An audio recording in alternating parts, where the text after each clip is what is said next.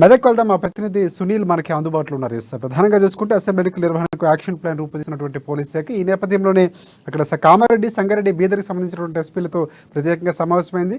ఎలక్షన్కి సంబంధించినటువంటి సమస్యాత్మక ప్రాంతాలేంటి, కట్టుదిట్టమైన భద్రతలు, అవాంఛనీయ సంఘటనలు జరగకుండా ఎలాగా నిర్వహించాలనే దానిపై కూడా సమీక్ష సమావేశం నిర్వహించినట్టు తెలుస్తుంది. దీనిపై పూర్తి అప్డేట్స్ ఏంటి చెప్పండి సునీల్.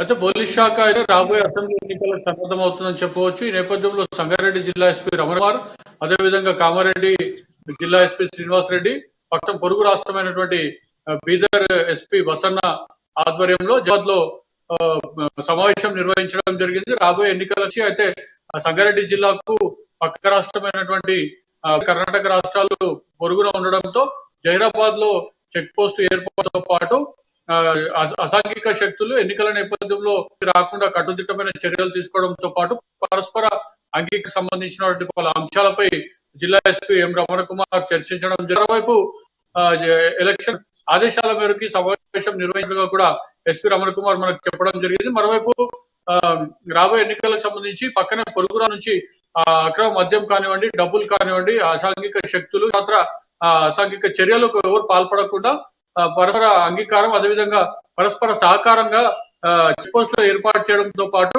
రెండు రాష్ట్రాలకు సంబంధించినటువంటి పోలీసులు, అంటే మనకు పొరుగునటువంటి బీదర్ రాష్ట్రం, అదేవిధంగా పక్కనే కామారెడ్డి జిల్లా కూడా పొరుగు జిల్లా నేపథ్యంలో వీరందరూ కూడా ఒక సమావేశం ఏర్పాటు చేసుకొని కట్టుదైనటువంటి ప్రణాళికను, యాక్షన్ ప్లాన్ రూపొందించుకునేందుకు కూడా ఈ సమావేశం దోహదపడినట్టు కూడా ఎస్పీ రమణ కుమార్ చెప్పడం జరిగింది. మొత్తానికైతే రాబోయే అసెంబ్లీ ఎన్నికలకు సంబంధించి అయితే రంగారెడ్డి జిల్లా పోలీసులు సన్నద్ధం అవుతున్నారు. ప్రత్యేకమైనటువంటి యాక్షన్ ప్లాన్ తో ఎన్నికలను నిర్వహించేందుకు, అదేవిధంగా శాంతి భద్రతల పరిరక్షణకు 100% కృషి చేసేందుకు కూడా ఇప్పటి నుంచే ప్రణాళికలు రూపొందించడం కాకుండా పొరుగు జిల్లాల ఎస్పీలతో కూడా సమన్వయ సమావేశాలు కూడా నిర్వహించుకుంటూ ముందుకెళ్తున్నారు